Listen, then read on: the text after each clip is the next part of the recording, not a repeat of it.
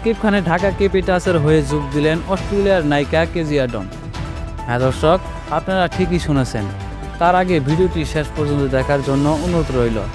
আর আপনি যদি বিপিএলকে ভালোবাসেন অবশ্যই চ্যানেলটি সাবস্ক্রাইব করে রাখবেন। শাকিব খানের নতুন প্রজেক্টে যোগ দিয়েছেন নতুন এই মুখ।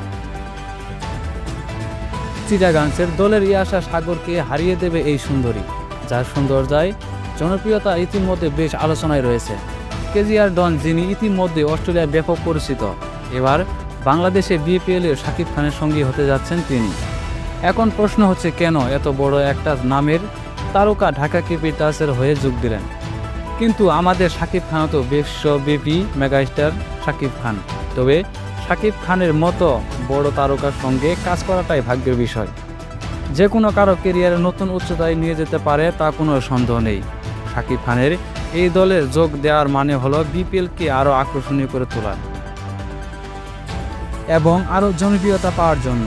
এটা শুধু কেজিয়া ডনের জন্য নয়, বরং শাকিব খানের বিপিএলের জন্য বড় একটা সুযোগ হতে যাচ্ছে। তো হ্যালো দর্শক, আপনাদের কাছে বিষয়টা কেমন লাগলো তা অবশ্যই কমেন্টের মাধ্যমে জানিয়ে দিবেন আপনার মূল্যবান মতামতটি।